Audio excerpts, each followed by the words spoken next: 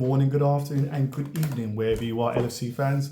Another pre-match review of our important game tomorrow at home against Bayer Leverkusen.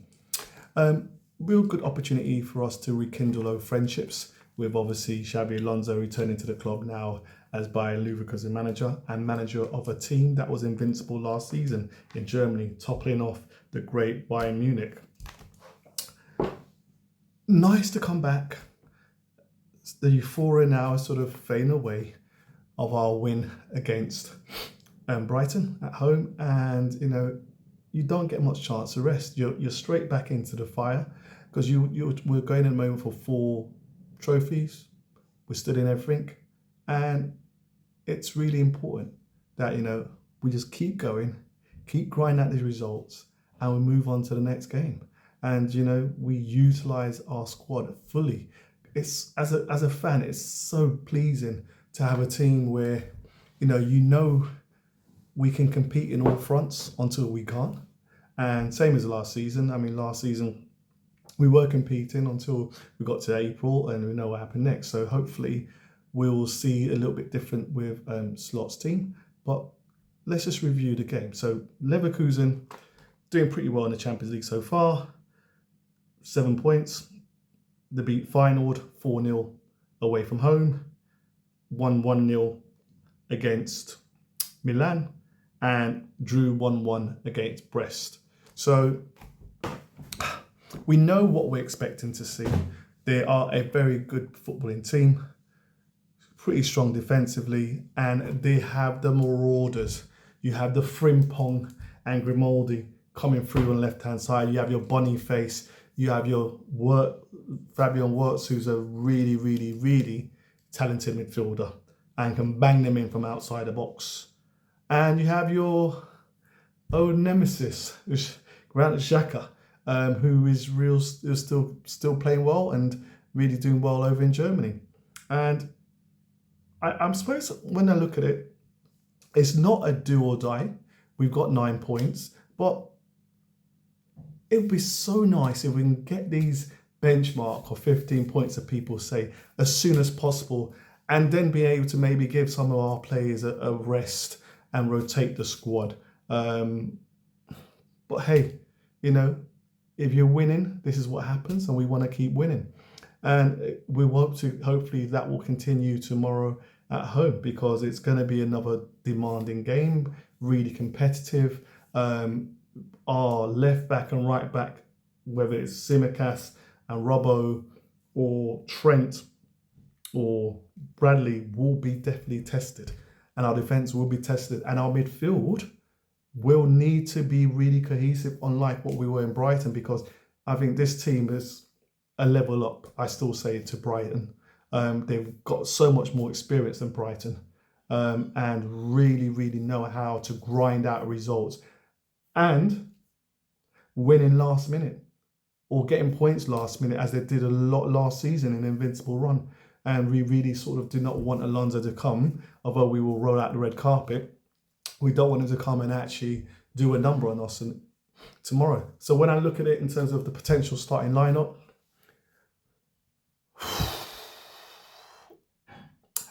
I would say let's not change it.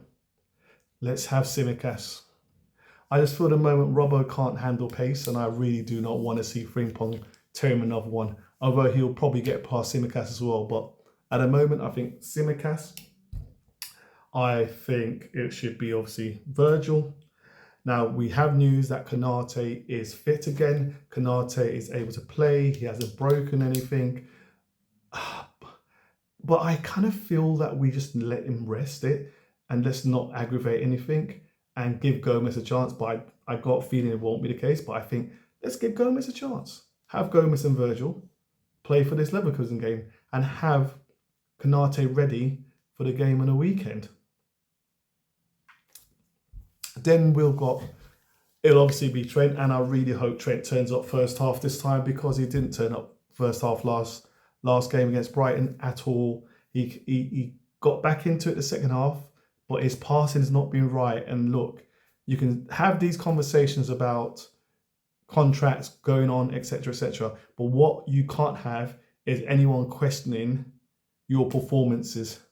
Well, you can, but he's a player that benchmarks himself quite high, and so that expectation needs to be high, and he's not been living up to it. In terms of at times during the season, he's not lived up to it. Although his defending is better, the first half it wasn't good against Brighton, and he seemed lethargic, etc., etc.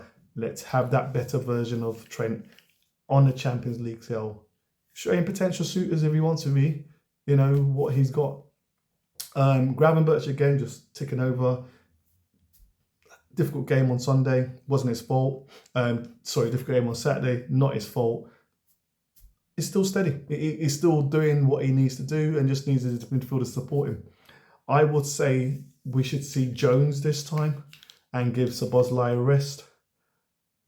But then saying that, I think it's probably going to be Jones and give McAllister a rest and then play Szoboszlai. So I'd probably say it'll be Gravenberch, Jones and Szoboszlai, and just give McAllister a little rest, because I just feel he just needs a little rest.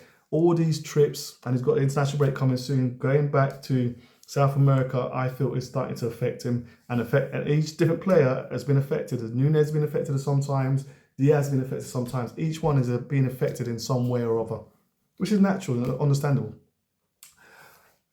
I believe that we will have Diaz this time on the left, and obviously Nunez and Salah, and that'll be our starting lineup, which I think is pretty good.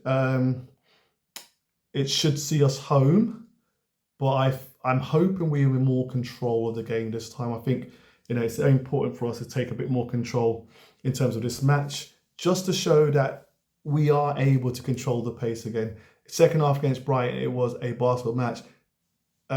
Tactics were out the window, as the coach said. It was nothing about tactics. It was just basketball. But luckily, we won that basketball match at Anfield. We would struggle potentially to win that kind of basketball match away from home. But look, when you've got a manager and coach who sees what's going wrong and does little things to make it and then do things about it, then that's excellent. Some managers, aka Erik ten Hag, don't act and expect it to have a different result when you do the same thing. So Slot is doing really well.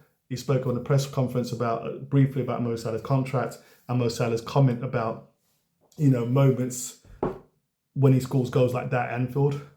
Look, we don't know what's going on. I don't really want to talk all the time about this constant contract thing until it's time and it's done. So if hopefully Salah will remain in the club, but this business will be taken care of. We know what we all want him to stay. We all know that he's got more records to get, and I really hope we support the manager. And I'm talking about the club here, because he didn't really have a window in the summer to get players in. He hasn't.